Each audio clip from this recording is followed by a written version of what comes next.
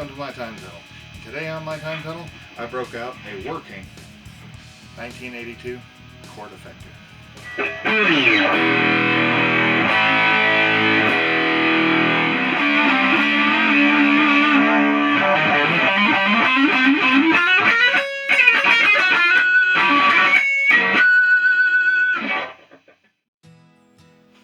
Now these Cort Effectors was a very interesting brand. When they first come out, they're just called Effectors. I noticed Cort didn't put their name on any guitar till 1982. Supposedly these came out in Sears around 1982. Early 80s. And so they've been a mystery to a lot of people who buy them. They don't got no markings, no nothing, no serial numbers. I'll show you on the back. Absolutely no serial numbers. Nothing besides the mysterious, here we go, we'll show you if we can get it in the light here, mysterious Elfolk box. Now that's the funny thing about Elfolk. Elfolk went out of business a decade before this guitar was ever built. So basically what I've discovered with this guitar is it is a hodgepodge of a bunch of parts, I would say. Leftover guitars from like the K Effector, Univox, Elfolk. These were all Korean brands, and so was Cort. So it makes sense that Cort was a parts distributor, so they probably distributed parts of these. And a lot of the effects, like it shows on here, pretty much the same as what they had on the K Effector. Pretty much the exact same. But a lot of difference on the backside, and I'll show a picture of the electronics on the backside. It was very unusual digging into this guitar. I could not find any markings on any of the electronics inside. Nothing to pretty much say who built this where. Not even made in Korea, not made in USA, nothing. So it's pretty much a ghost guitar. But later on in 1986, I got an ad for it. They started putting Effector by Cort on them. So it makes me wonder if the Cort Effector basically was the next step in the K Effector. Something they were planning to do. So anyways, I'm going to fire it up with this old Dean Markley special here. Let's see if that shows up. Anyways, it's a Dean Markley Spectra 75 watt amp.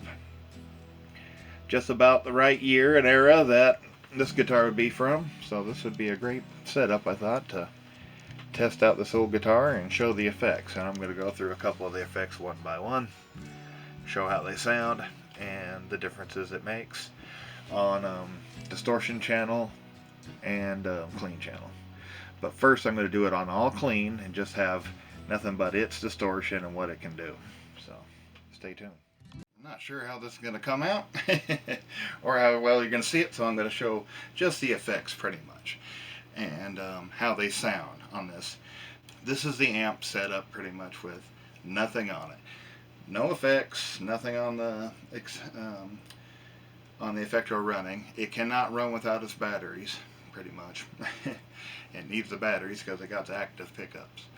But here it is, just this amp on acoustic, nothing.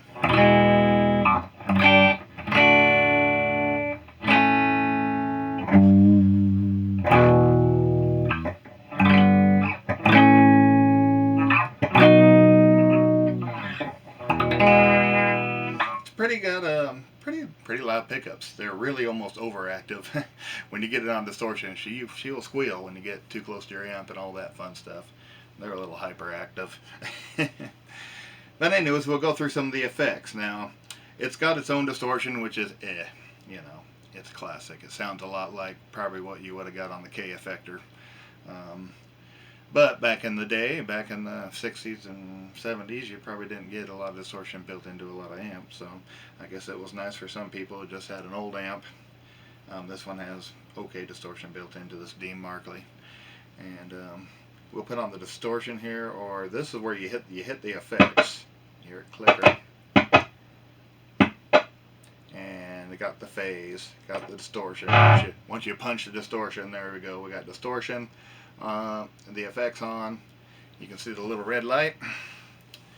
And here's what the distortion sounds like. That pretty, really like a real bluesy sounding.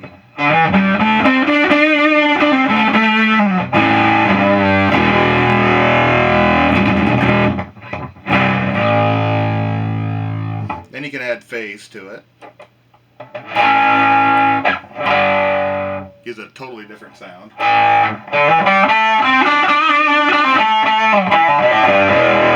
It actually starts to sound pretty usable once you have the phase and that on, and that's with no effects. That's all effector effects.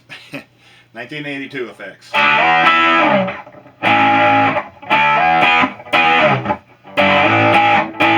This probably is not in perfect tune, so don't expect it to sound exactly perfect, I guess.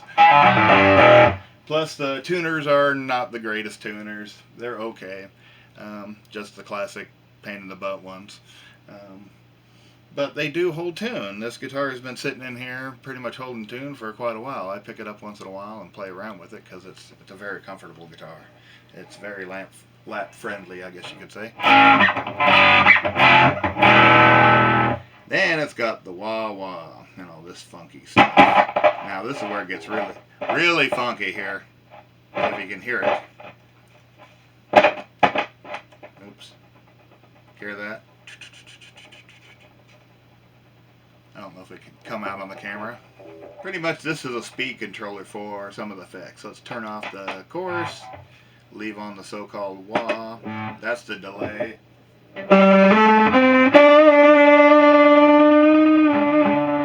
You can hear it sounds like somebody's just underwater, pretty much.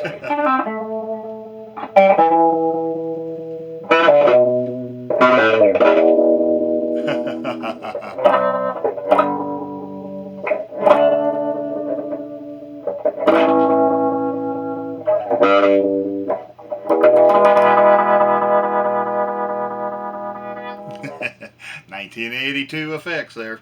Probably 1970 effects, really. I think it was pretty much pulled. All the effects were pulled from the K Effector line, pretty much. They're pretty much the same on there. If you look on the K Effector, they're almost identical. Besides, K Effector had the old switches. I think, like I was saying a little earlier, I think in this video, I think this was pretty much K's what they're planning to do in the future, and of course Cort did it. They owned all the K and probably all their stuff. They obviously owned L-Folk and everything else associated with K at the time, I think, and Univox. So that's pretty much what this is.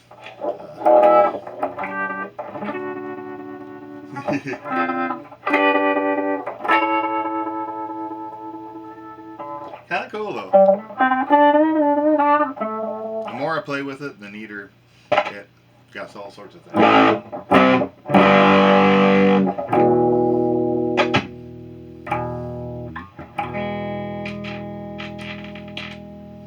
And the phase actually will activate even during when this is not off. You can hear it right here. Phase on.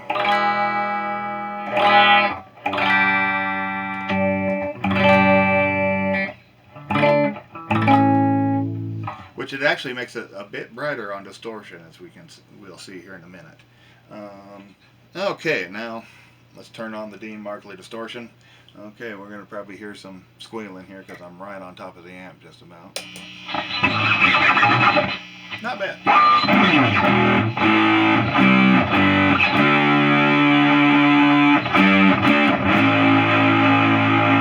This one makes the phase. And the phase on.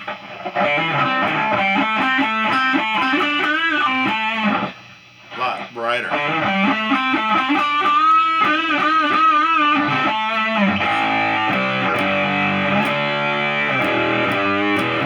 So the phase actually makes it a lot brighter in distortion mode for this guitar. It is a very unique critter. I like it. I've always wanted one when I was a kid. They used to be floating around all over town. Usually they didn't work though, because most people like to pull out all this stuff and turn this into a fake Gibson, fill in all the holes, put in their own pickups, of course, because this was all a pain in the butt. But that's why I was so glad to see one that actually worked. And I had to scoop it up. This was from a friend's guitar shop, and he made me a heck of a deal on it. So I grabbed it. Pretty much what a lot of us kids used to drool over in Sears. We used to want one all the time. I'd see one, wow. But $179, almost $200 for this guitar, brand new. Wasn't cheap back then. So most of the people, I never seen one much unless they were trashed and already didn't work. So this is one of the rare ones.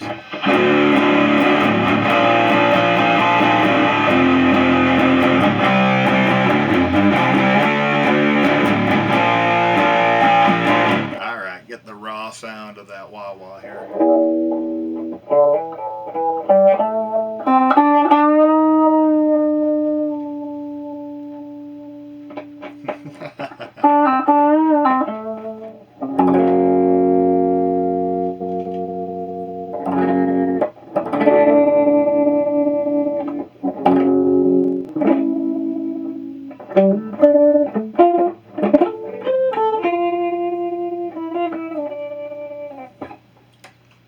So, it's got some interesting stuff going on.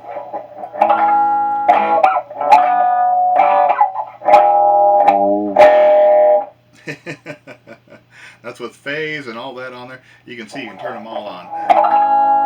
And just keep adding. Now that's with every effect on the Cort Effector. And about a speed of a 7.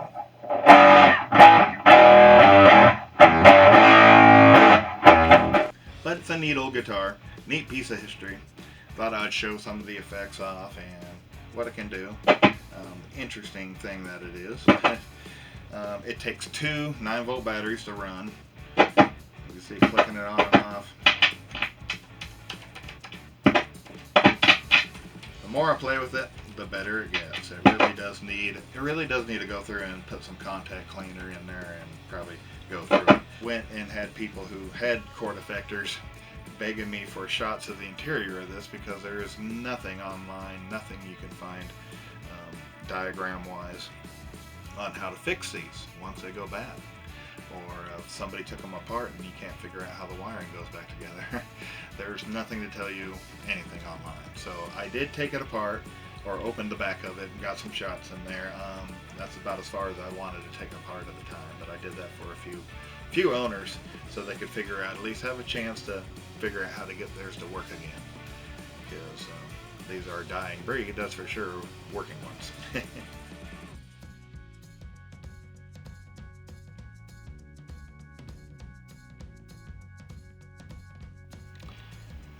And here's one of the original ads from Sears with the effector in it.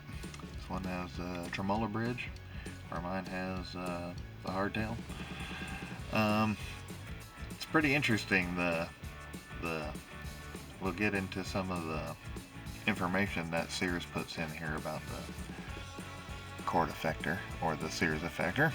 At first, they're afraid to put their name on it, or serial numbers, or nothing. It's almost like a ghost guitar. And by 1986, Sears, they started putting Cort on them.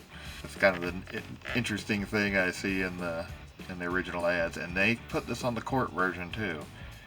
If you notice, it says Gibson equal strings, equal steel strings, prove sound. Gibson equal strings to improve sound, which that is kind of interesting. And it says it on the Cort one too in all the later ads.